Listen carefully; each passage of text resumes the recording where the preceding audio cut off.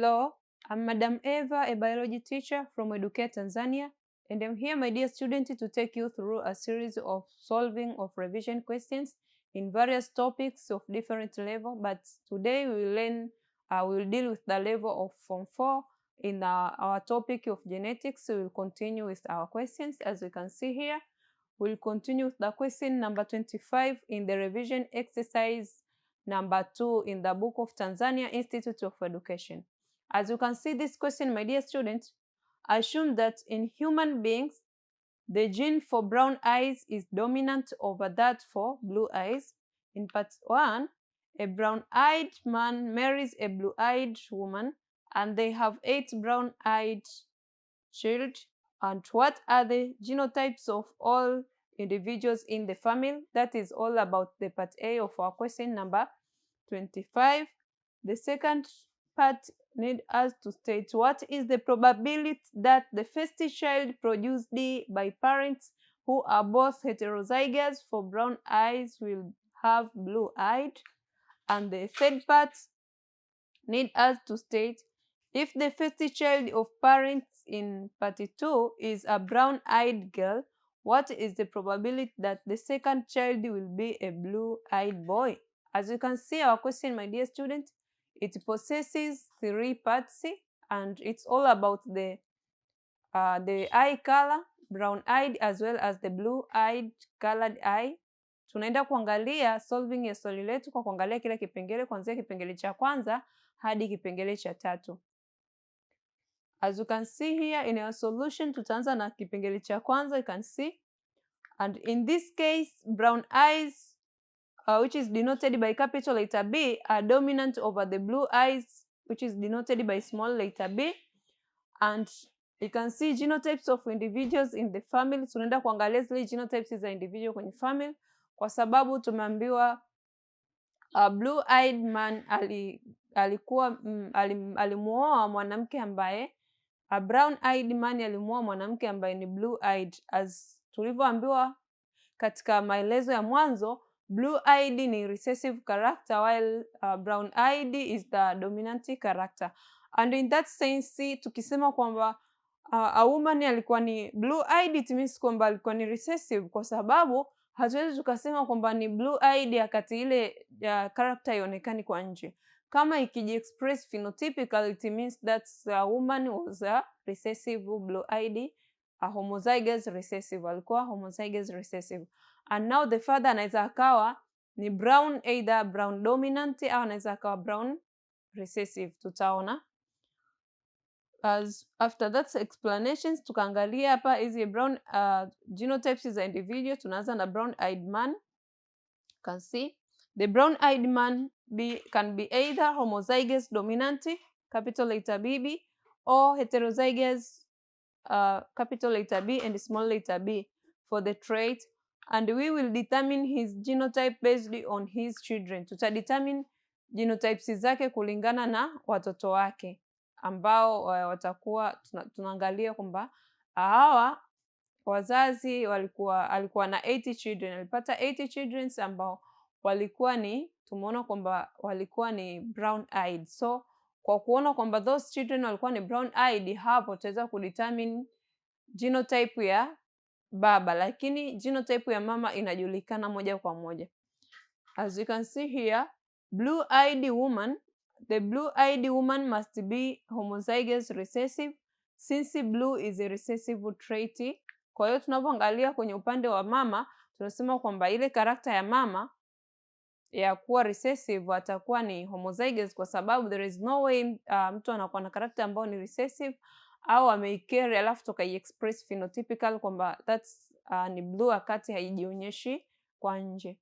As you can see, tukija kwenye children alikuwa nao they have 80 children ambao walikuwa ni blue-eyed. Hapa tunaenda kuona kwamba if the man were the homozygous dominant brown, all children will be brown-eyed.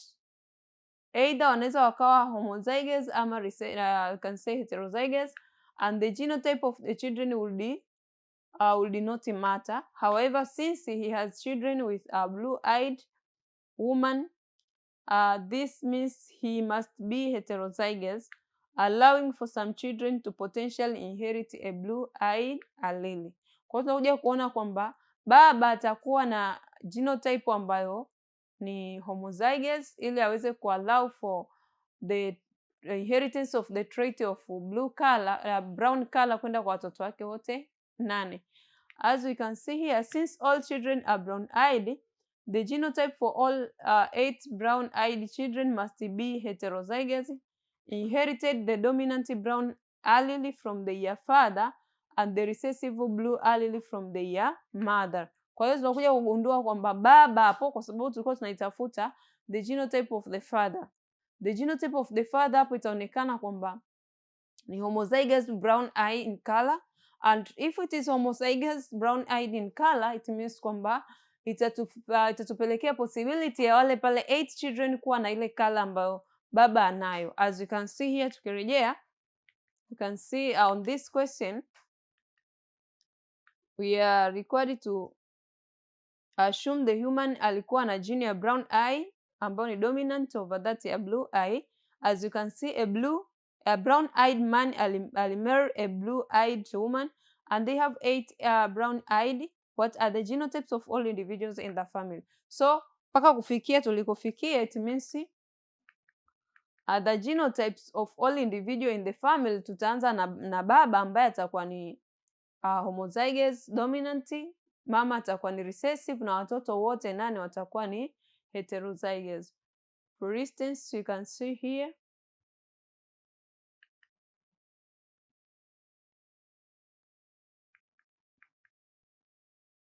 part 2, we are required to state the probability of first child being blue-eyed. Tunaenda kuangalia probability ya mtoto wa kwanza kuwa na blue eye. You can see. Now we consider a scenario where both parents are heterozygous for brown eyes. As you can see, hii ni part 2, haidependi na part 1. And that's why tumeachana na scenario ya kwanza, ambako scenario ya kwanza tulisema kwamba father must possess the genotype of brown-eyed homozygous, awe ni homozygous brown ambaye ni dominant, then mama awe ni recessive, watoto wote 8 wawe heterozygous brown, kwa sababu ilionekana kapo hiyo ilipata watoto 8 ambao wote walikuwa ni brown-eyed in color. So baba alipaswa awe dominant homozygous, then watoto wawe ni mama awe ni recessive, homozygous recessive, ili watoto waweze kurithi zile characters za kuwa brown-eyed. And now kiangalia hapa, it was just a mistake kuandikwa heterozygous, but here ni capital letter B, capital letter B.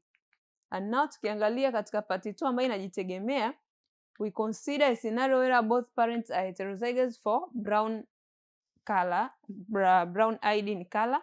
Tuta scenario hiyo, and then we can see now the Punnett square for 2 heterozygous parents. We can see it is as follows. Lengo letu ni hili tuje tupate huyu hapa mtoto ambaye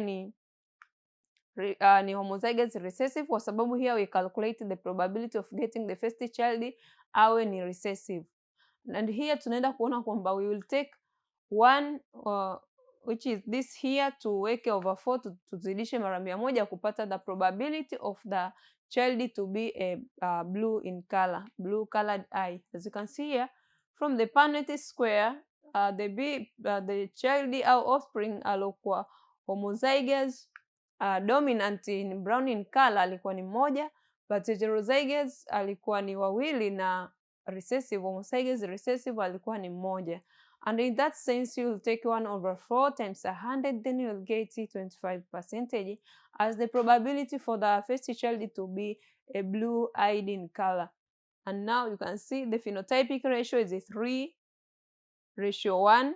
And now, therefore, the probability that the first child will have the blue eye is 25%. Kwa asilimia tunaenda kuangalia probability za kupata mtoto ambaye ana macho yenye ambao ni ya blue, tutaona kwamba ni 25%. I hope you understand. And now we are going to wind up with the third part of our question number 25. Then we will move on the question number 26. You can see probability of second child being a blue-eyed boy given first child is a brown-eyed girl. tunahitajika kutafuta probability ya mtoto wa kwanza kuwa blue eyed boy in case mtoto wa kwanza mtoto wa pili kuwa the blue eyed boy, wakati wa kwanza alikuwa ni brown eyed girl. Now tunaenda kutafuta scenario nyingine. You can see first child, we know the first child is a brown eyed girl, and this means the child must be either the homozygous or heterozygous. And however, since the first child is a girl, it doesn't influence the genotype assignment from the parents.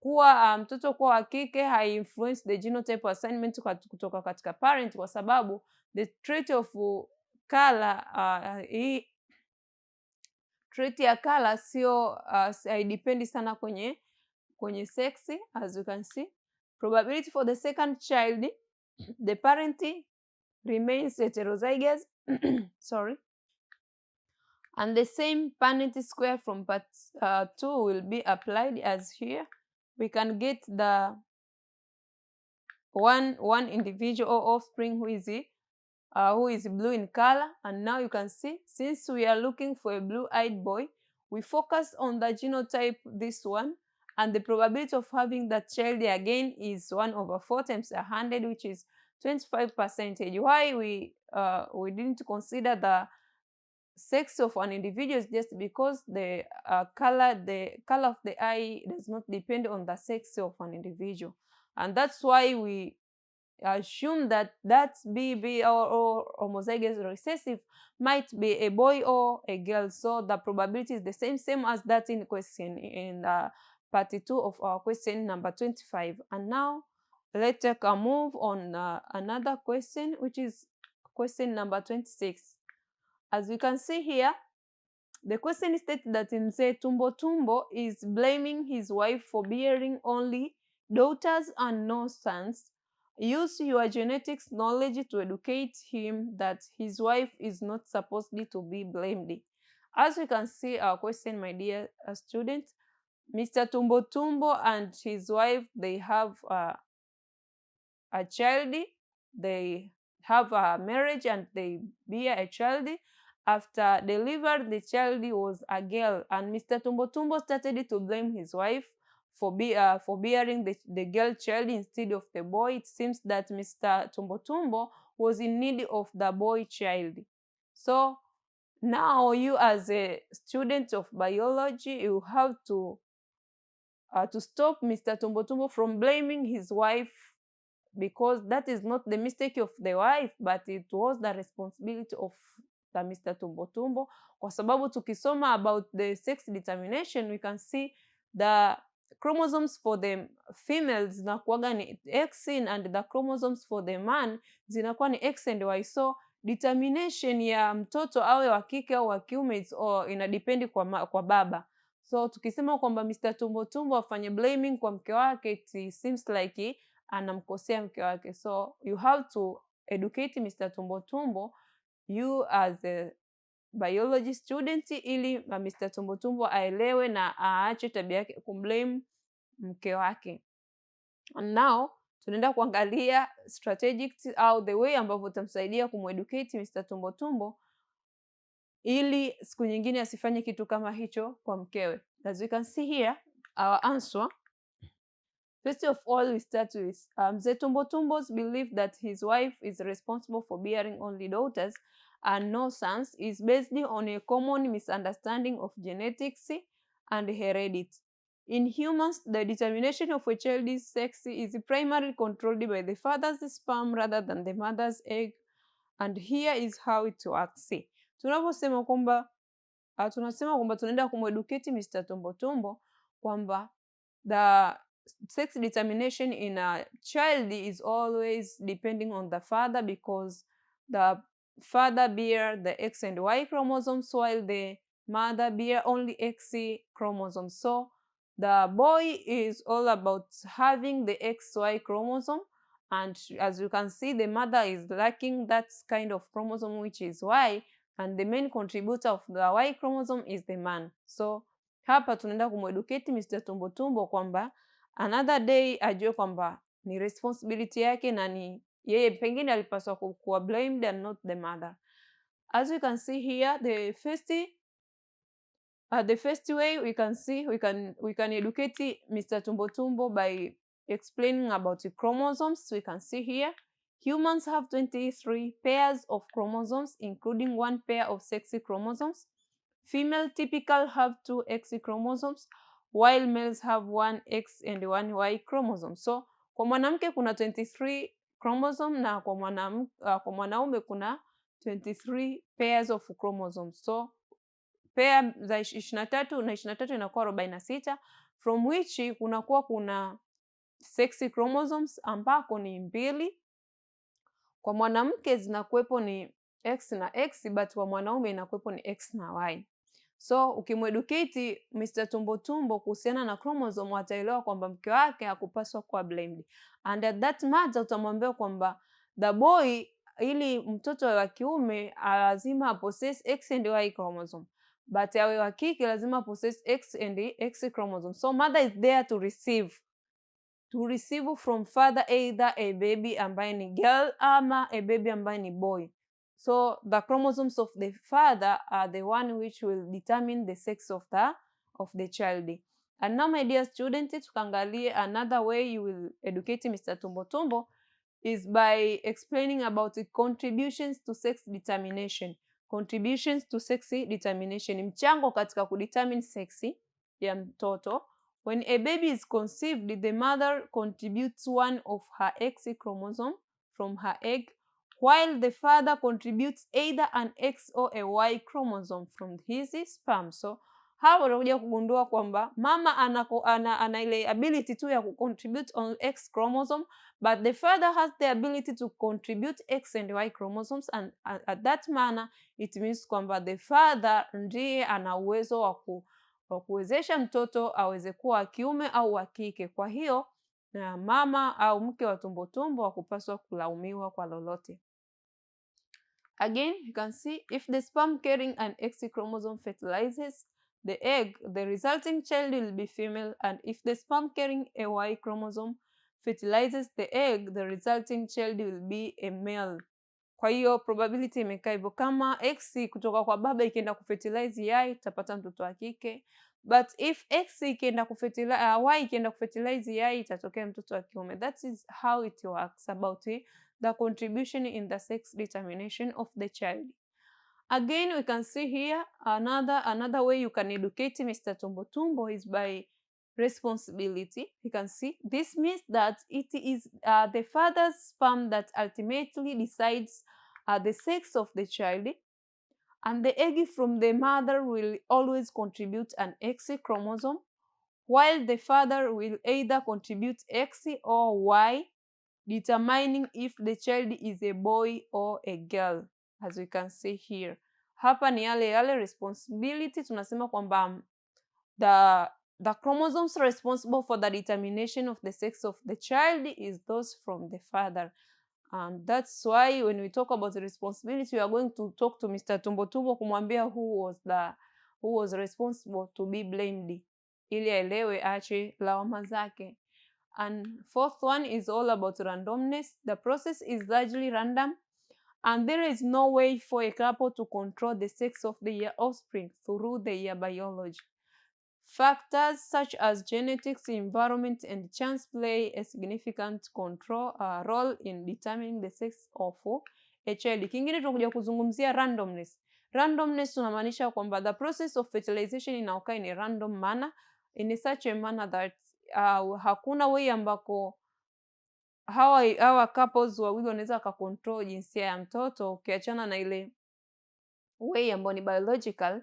Kuna factors nyingine ambazo zinaweza zika-affect formation ya au zika-affect desire za wale couples kupata sex fulani kutoka kwa mtoto. And then as you can see here, the final one is cultural and emotional considerations. You can see, while cultural beliefs may place blame on women for not having sons, scientifically it is essential to understand that both parents contribute equal to the genetic makeup of their children, but only the father's contribution is responsible for the sex of the child.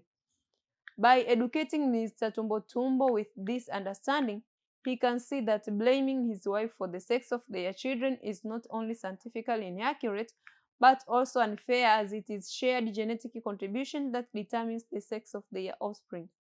It is also important to cherish and value daughters just as a son, as both are equal precious in the family. Kwa hiyo hapo tunaenda kuangalia zile cultural contributions. Tunapozungumzia cultural contributions, it means kwamba Mr. Tombo Tumbo inabidi aelewe kwamba yeye kwanza ndo alipaswa, yeye ndo mwenye wajibu wa chromosomes zake kuamua mtoto awe wa jinsia gani.